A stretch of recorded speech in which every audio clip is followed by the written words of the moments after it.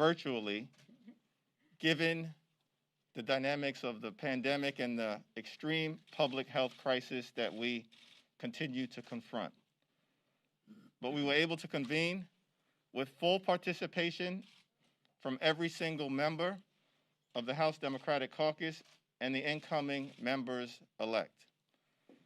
We are unified in our sense of purpose to go out, to work closely with Joe Biden and Kamala Harris to fight for the people, to make life better for working families, middle-class folks, senior citizens, young people, veterans, those who aspire to be part of the middle class, the poor, the sick, the afflicted, the least, the lost, and the left behind. That's what House Democrats do. The House Democratic Caucus elected Nancy Pelosi as our Speaker designee for the 117th Congress, Steny Hoyer as our Majority Leader for the 117th Congress, Jim Clyburn as our Majority Whip for the 117th Congress, and Catherine Clark as our Assistant Speaker for the 117th Congress. Additional leadership elections will take place tomorrow. It is now my distinct honor and privilege to introduce Speaker Nancy Pelosi, a voice for the voiceless, a defender of the disenfranchised, a legendary legislator, a notorious negotiator, and a powerful, profound, prophetic, principled public servant, Speaker Nancy Pelosi. Like it is. Yeah, please tell it like it is. Well, thank you so much, Mr. Chairman, for your kind words. I always accept any compliments on behalf of the House Democratic Caucus because they enable any of what we do to be possible by their courage, their integrity, and their just beautiful vision for a better America.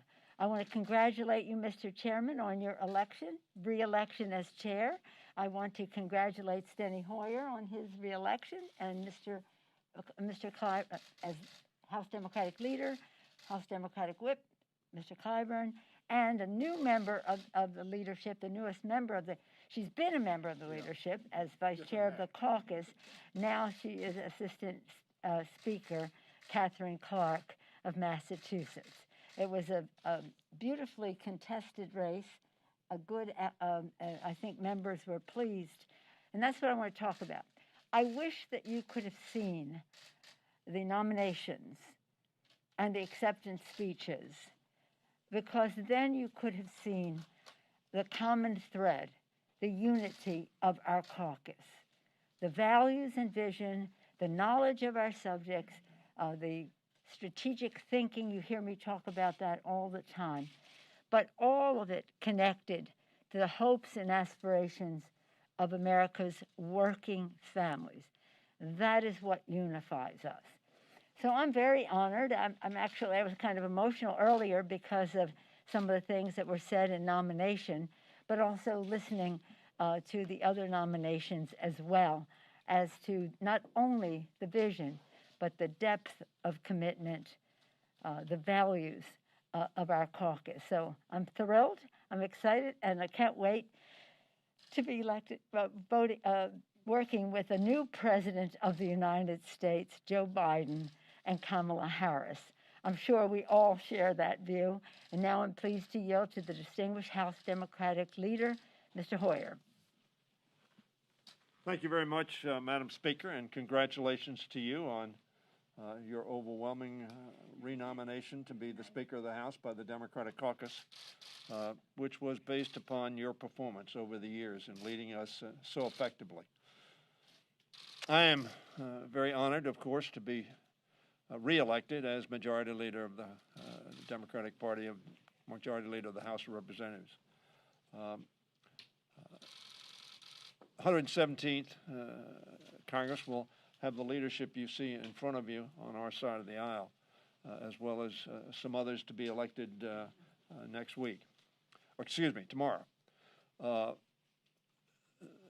It will be a leadership team that I think will be as successful, frankly, as I think the leadership team in the 116th Congress was. We had a very, very successful term in the 116th Congress as leadership.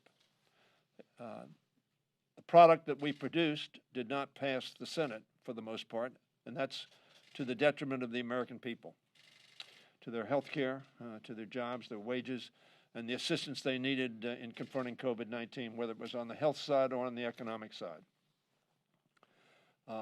We're not through the 116th Congress yet, however. And I am very hopeful with the Speaker's leadership and hopefully with the cooperation of Senator McConnell and others that we will pass a COVID-19 relief bill prior to December 11th.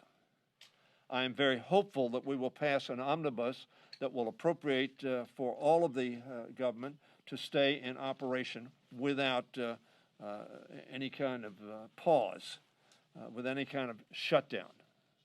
So I am honored to have been reelected as Majority Leader. I am honored to serve with two people that I've known for a very, very long time.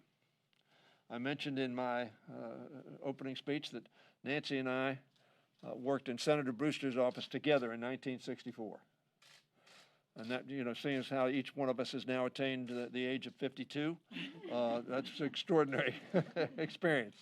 And I've known Jim Clyburn since the early 60s, when we were active not only in the civil rights movement, Jim much more than I, but also in the Young Democrats together. So we've worked together for a very long time.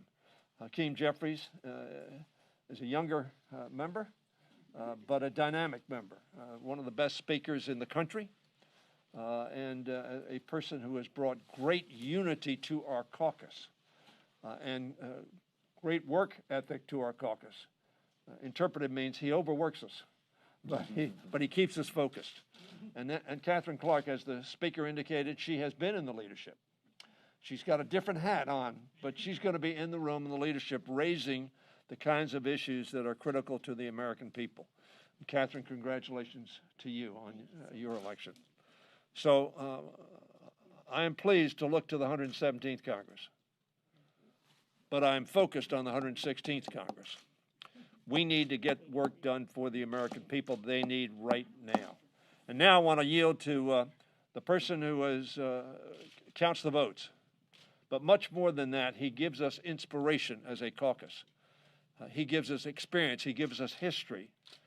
He gives us a sense of purpose and of vision. The Majority Whip in this Congress, the Majority Whip in the next Congress, Jim Clyburn of South Carolina. Thank you very much, Mr. Leader. Madam Speaker, thank you so much for your leadership and your continued service to this great country.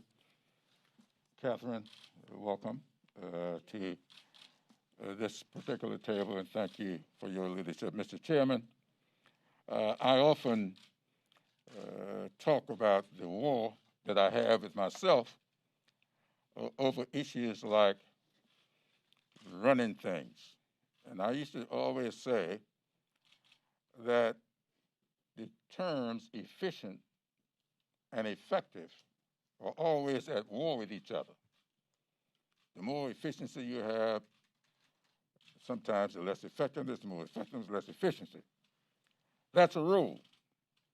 I want to say to you, Mr. Chairman, your meeting this morning was an exception to that rule.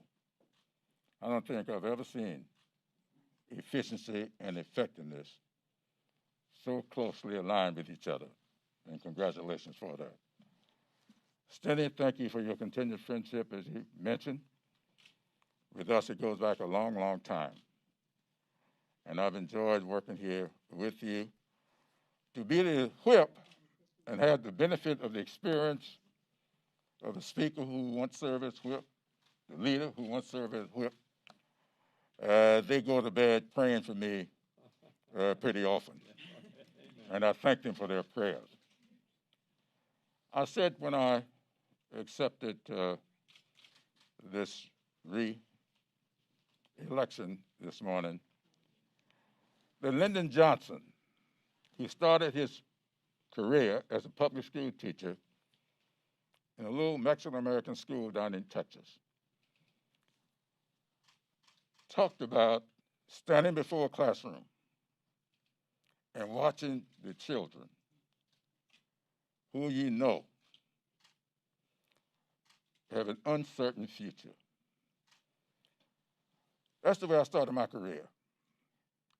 And I cannot tell you what it does to you to stand before a classroom and see a kid that you know has not had breakfast, trying to learn. That's the kind of challenge that we have today. And COVID-19 has exposed how serious that challenge is. We must, in this Congress, respond to the dreams and aspirations of the children and their families. And I am hopeful that we can work together within our caucus and reaching out across the aisle to get done what needs to be done for the American people. This is a very important, let's just say, journey towards a more perfect union. And I'm pleased to be a part of this leadership. And I'm looking forward to us getting some things done for the American people, and it's my great pleasure to now yield to the Assistant Speaker for the 117th Congress, Catherine Clark. Thank you so much, Mr. Whip, and to Speaker Nancy Pelosi. Just so grateful to your leadership, your mentorship, and your friendship. And to Steny Hoyer, our majority leader, an incredible inspiration, someone who keeps our caucus so together.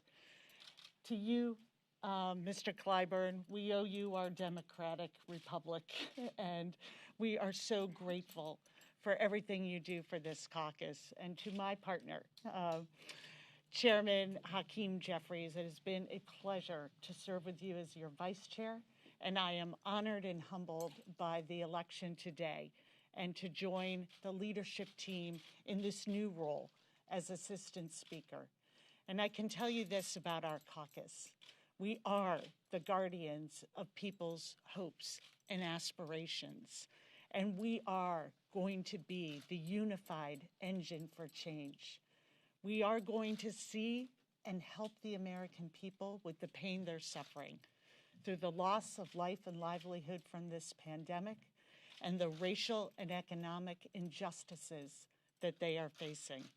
This caucus is ready to serve, ready to lead, and I am humbled and grateful for everyone on this leadership team and to the caucus for my election to it. Thank you. And I yield back to our chairman. Thank you, Madam Assistant Speaker. Any questions? We have time for a question or two. I wanted to ask the Speaker, can you talk a little bit about how you plan to unify the caucus after the election in which you lost seats and there's going to be a narrower majority now? How do you plan to govern moving forward? How can you ensure that you can pass meaningful legislation with just a few vote margins? Let me first thank you for your question, but thank our colleagues for their leadership and their remarks. And one thing that we all agree on in our caucus and in this leadership and those who will be elected tomorrow is that elections are about the future. It's about the future. We can talk about our founders and the inspiration they are. We honor them. We can talk about our relationships and how they serve us well in our leadership roles. But the fact is, it's all looking forward, looking to the future. And our caucus is unified in that respect, looking to the future for America's working families. For the people, we will lower health care costs by lowering the cost of prescription drugs, preserving the pre-existing condition, benefit, and other benefits. For the people, we will increase paychecks by building the infrastructure in a green, resilient way. And for the people, we will have cleaner government. So we have had a tremendous amount of unity. The fact is to have fewer members, but the White House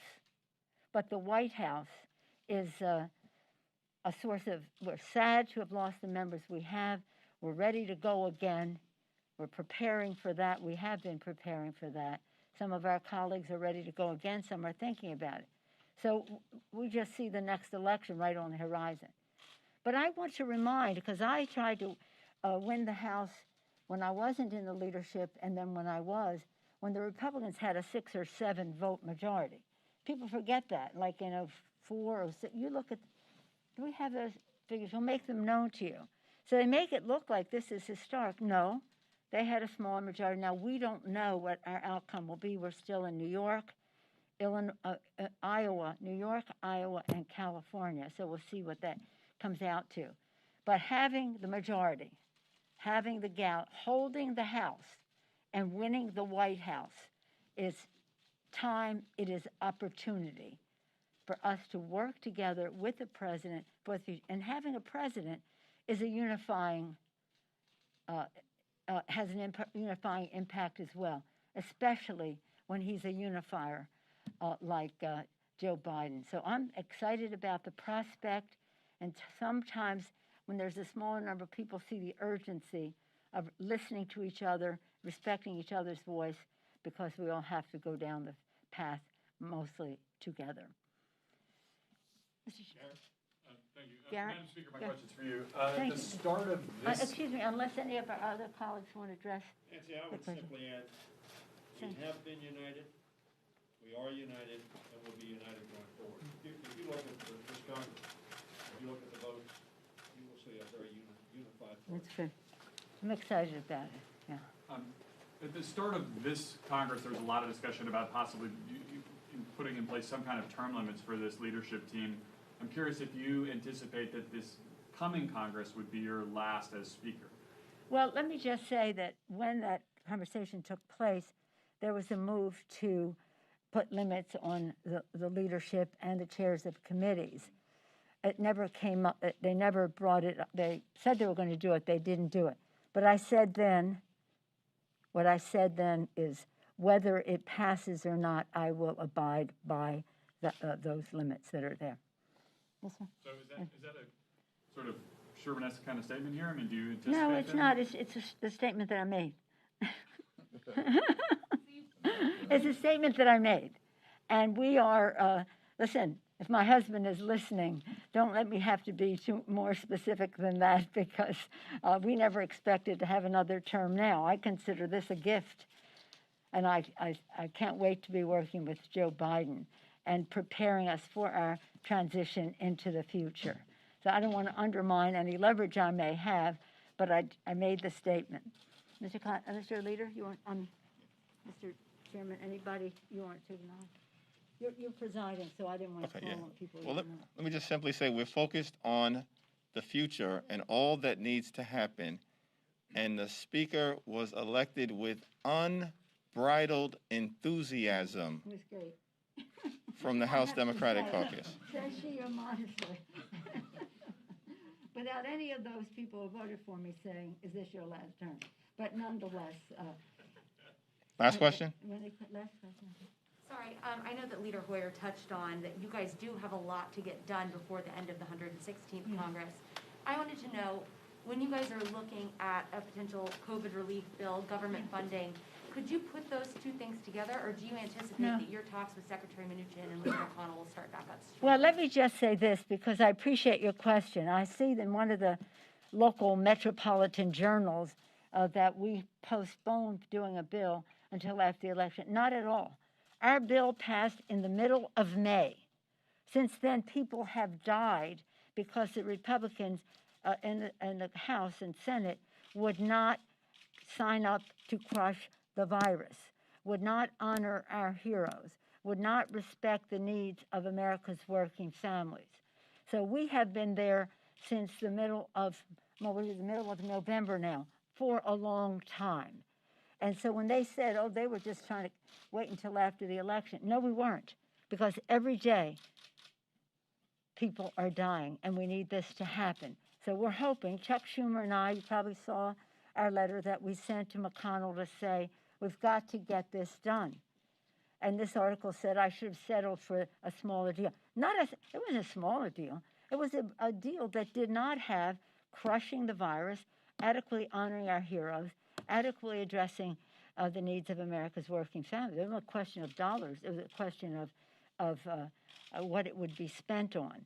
While they hesitated to do anything for earned income tax credit, child tax credit to prevent poverty, they didn't hesitate to give $150 billion in tax breaks to the richest people in America. So we have our difference of opinion.